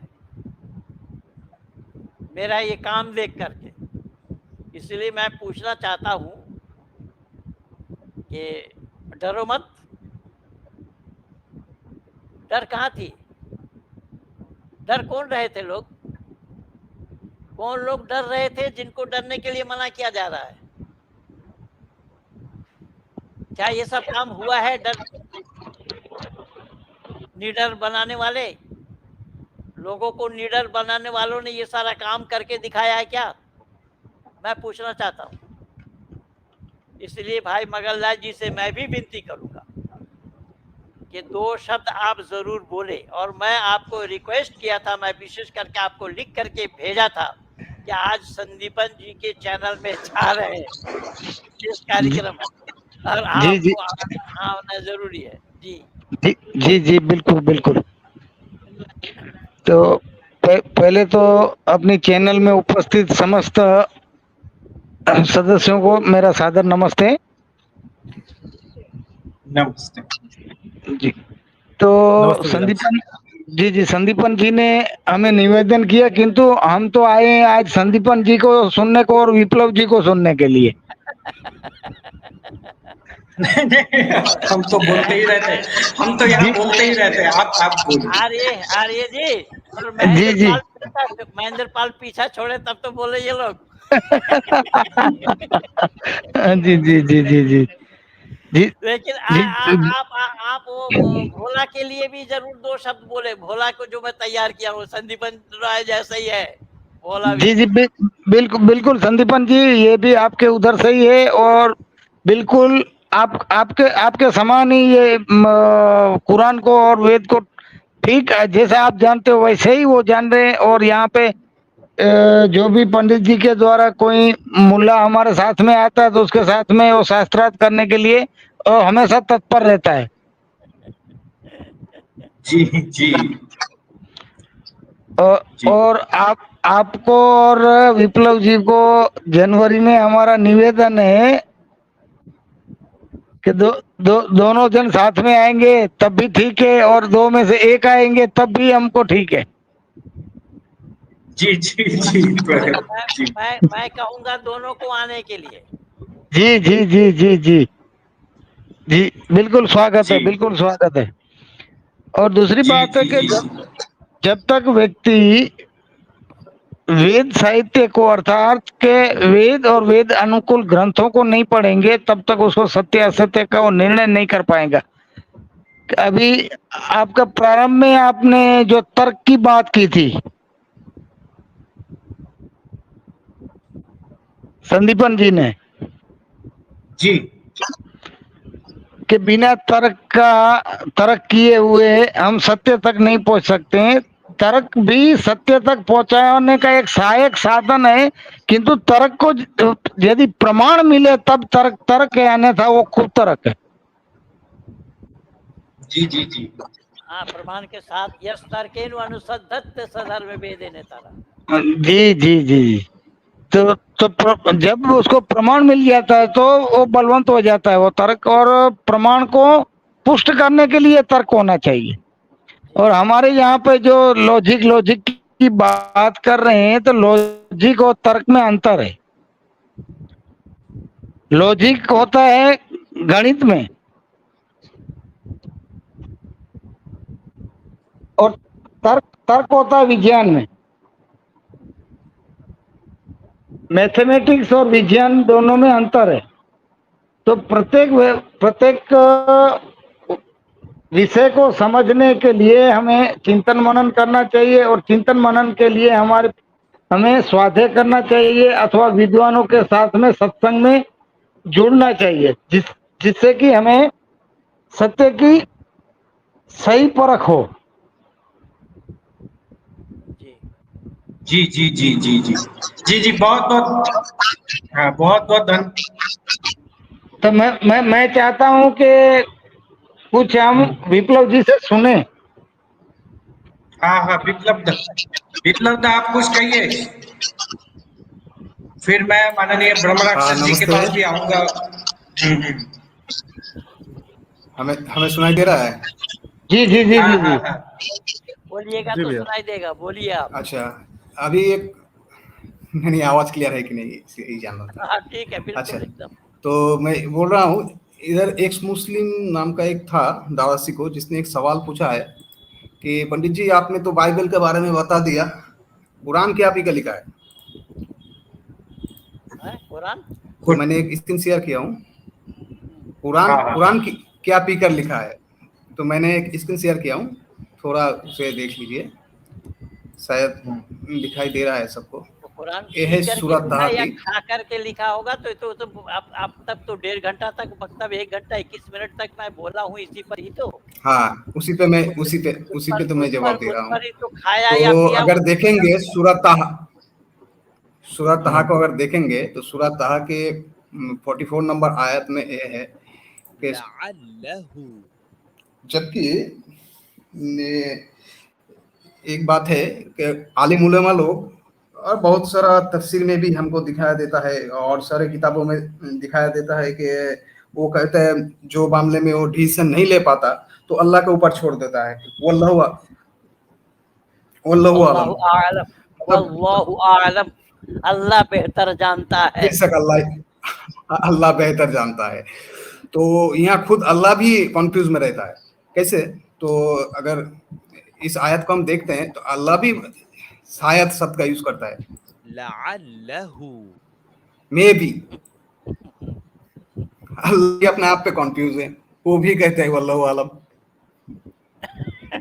तो अब कुरान क्या पी कर लिखा है ये आप खुद ही अंदाजा लगा लीजिए। पिया है क्यों, खाया भी तो हो सकता है। हाँ, दोनों में से एक तो होगा ही। तो पहले पंडित जी आपने एक सवाल पूछा था कि मतलब अल्लाह को मानना है तो रसूलुल्लाह का क्यों मानना है, तो यही है सवाल। क्योंकि अल्लाह खुद कॉन्फ्यूज है, फिर किसके पास मुसलमान लोग जाए, इसीलिए।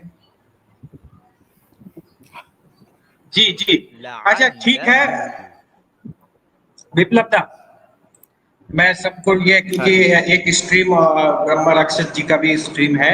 जी माननीय ब्रह्म राक्षस जी, आप अपने वक्तव्य कुछ रखिए, फिर हम इसको एंड करेंगे। पार्थ जी भी रखेंगे, थोड़ा अपना वक्तव्य रखिए, फिर हम इसको एंड नहीं करते भैया, आप आराम से स्ट्रीम करिए। इनफैक्ट मैं स्ट्रीम ऑन करके बता दूंगा, क्योंकि हमारे गुरु जी आए हैं तो यहाँ जुड़े तो बेहतर है। यहाँ बहुत कुछ सीखने नहीं को नहीं मिलेगा अभी सबको। नहीं जी, आप अपना वक्तव्य दो रखिए, मैं इसको क्लोज करता हूँ कुछ देर। जी भैया, अच्छा बहुत बहुत धन्यवाद सर, बहुत अच्छा लग रहा है आपसे मिलके। हमारे आर्य आर्य जी, और नमस्ते सर आपको। और आप लोगों का बहुत आदर है, आप लोगों ने हमारी संहिताओं को बचा रखा है, और आप लोग जो कार्य कर रहे हैं सर बिल्कुल सराहनीय है। और एक छोटा सा मैं आपका कमेंट चाहता हूँ आर्या जी, कि ये जो हमारे स्टालिन जिन्हें आज कहा है कि सनातन धर्म को इरेडिकेट कर देना चाहिए इंडिया से, सर उस पर 2 वर्ड्स चाहता हूँ बस आपके एक बार।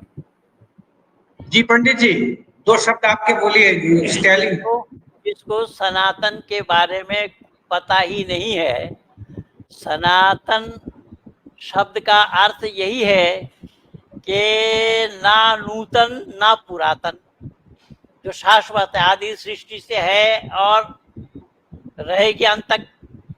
सूर्य चंद्रमा सौधाता यथा पूर्वमकल्पयत्, कि पहले भी था, अब भी है और आगे भी होना है, आगे भी रहना है। तो कहा किसको सनातन मान रहे हैं? कौन जानता है सनातन धर्म को? उसको बुलाइए, स्टालिन हो या ऑस्ट्रेलिया हो, जो हो तो तमिलनाडु का जो जी मुख्यमंत्री। जी जी जी यही तो मैं बोला ना, हयात में ये लोग अभी गए थे ना ठहरने के लिए, हयात में कितना खर्चा किया है और वहाँ भिंडी का भाव बता रहा है। एग्जैक्टली ये उसी अलायंस का हिस्सा है जिन्होंने जो है मतलब तो इंडिया के नाम पे अलायंस का नाम रखा हुआ है।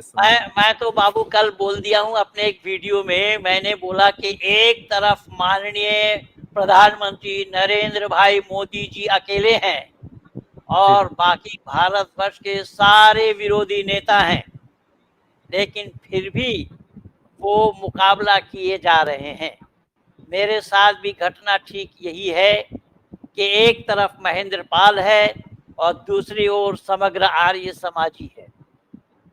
बिल्कुल सर, बहुत बहुत धन्यवाद दादा। जी जी प्रणाम।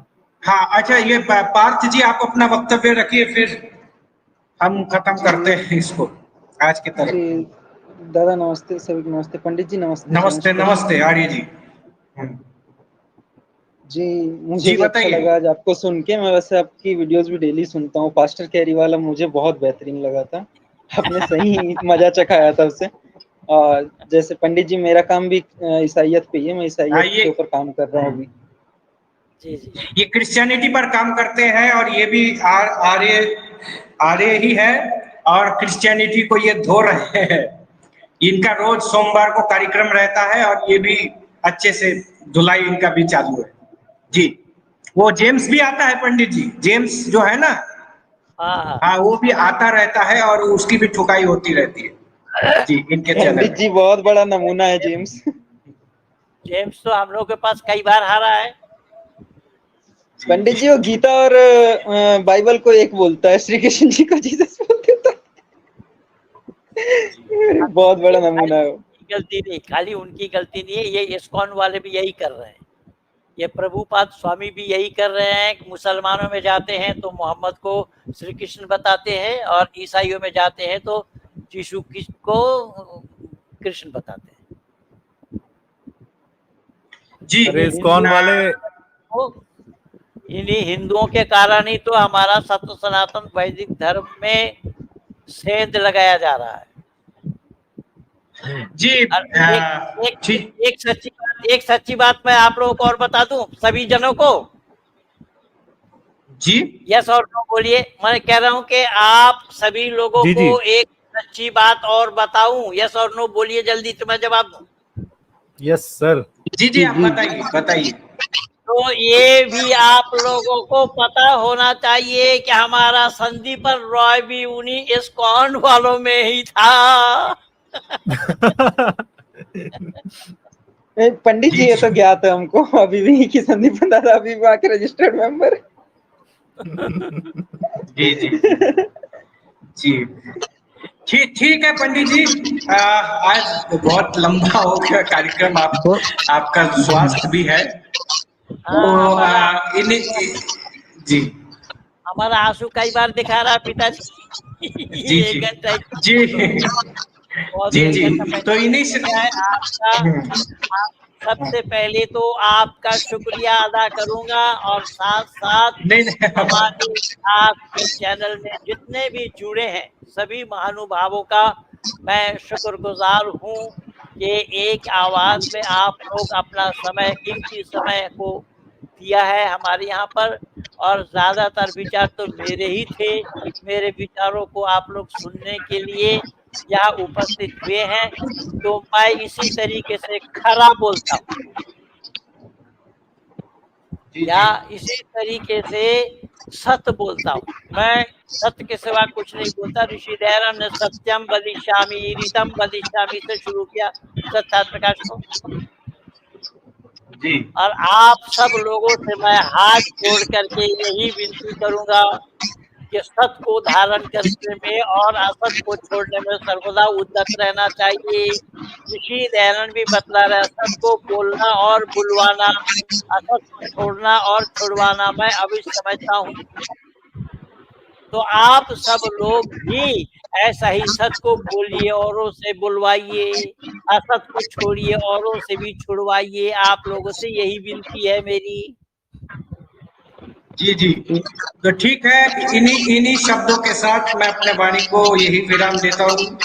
और पंडित जी और माननीय आर्य जी को बहुत बहुत धन्यवाद जुड़ने के लिए।